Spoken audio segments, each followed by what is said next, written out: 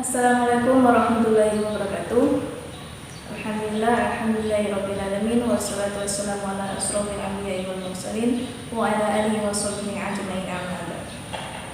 Baiklah, di sini siswa-siswi sekalian, kita akan melanjutkan pembelajaran pada minggu sebelumnya. Bahwa minggu sebelumnya kita membahas tentang Al-Qur'an dan kali ini kita akan membahas tentang hadis atau sunnah.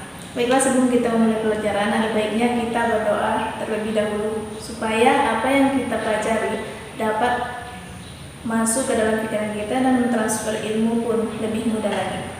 Berdoa dimulai.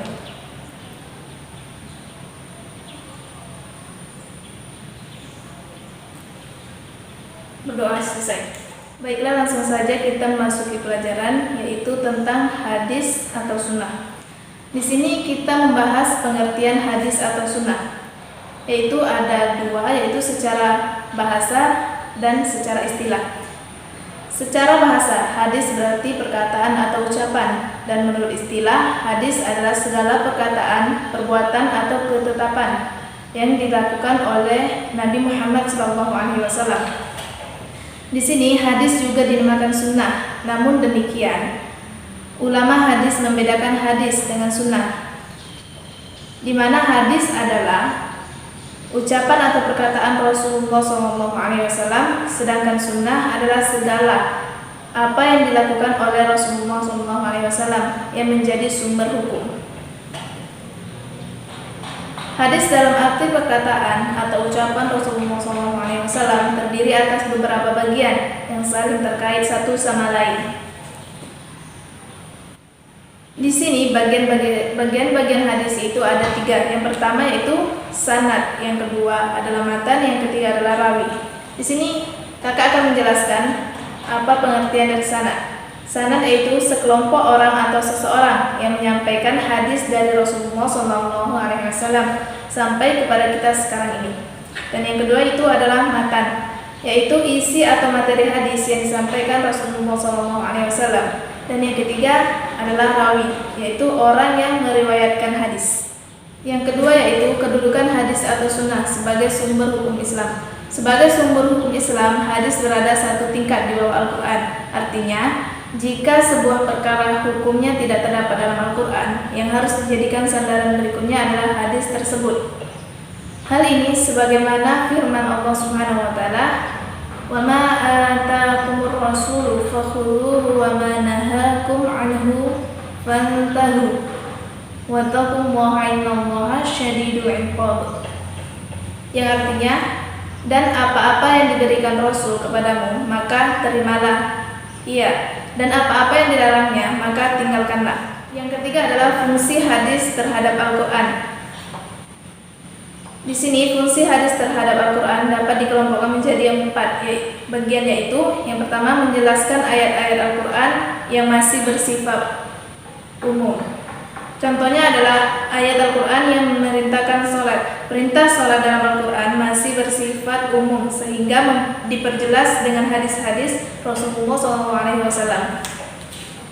Dan yang kedua itu memperkuat pernyataan yang ada dalam Al-Quran. Dan yang ketiga itu menerangkan maksud dan tujuan ayat yang ada dalam Al-Quran. Dan yang keempat, menetapkan hukum baru yang tidak terdapat dalam Al-Quran.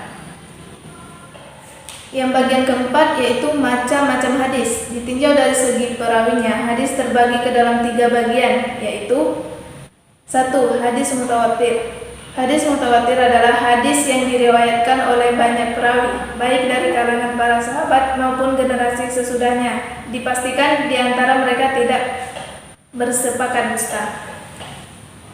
Yang kedua itu adalah hadis mansyur.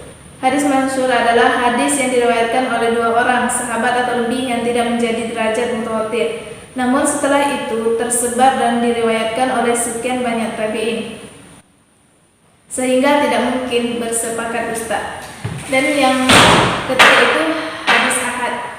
Hadis ahad adalah hadis yang hanya diriwayatkan oleh 1 atau 2 orang perawi, sehingga tidak mencapai derajat mutawatir dilihat dari segi kualitas orang yang meriwayatkannya. Hadis ini dibagi ke dalam 3 bagian, yaitu sebagai berikut. Yang pertama yaitu hadis sahih, yang kedua adalah hadis hasan, dan yang ketiga adalah hadis dhaif. Dan yang keempat adalah hadis maudhu. Di antara pengertian hadis-hadis tadi yaitu adalah yang pertama hadis sahih, yaitu hadis yang diriwayatkan oleh perawi yang adil, kuat hafalannya, tajam penelitiannya, sanadnya bersambung kepada Rasulullah SAW. Yang kedua itu adalah hadis hasan, adalah hadis yang diriwayatkan oleh perawi yang adil tetapi kurang kuat hafalannya, sanadnya bersambung, tidak cacat dan tidak bertentangan. Dan yang ketiga adalah hadis dhaif, yaitu hadis yang tidak memenuhi kualitas hadis sahih dan hadis hasan. Dan yang keempat adalah hadis maudhu, yaitu hadis yang bukan bersumber kepada Rasulullah SAW atau hadis palsu. Dikatakan hadis, padahal sama sekali bukan hadis. Hadis ini jelas tidak dapat dijadikan landasan hukum. Hadis ini tertolak. Baiklah, itulah tadi materi yang dapat kakak sampaikan. Lebih dan kurangnya kakak minta maaf. Kakak akhiri. Wassalamualaikum warahmatullahi wabarakatuh.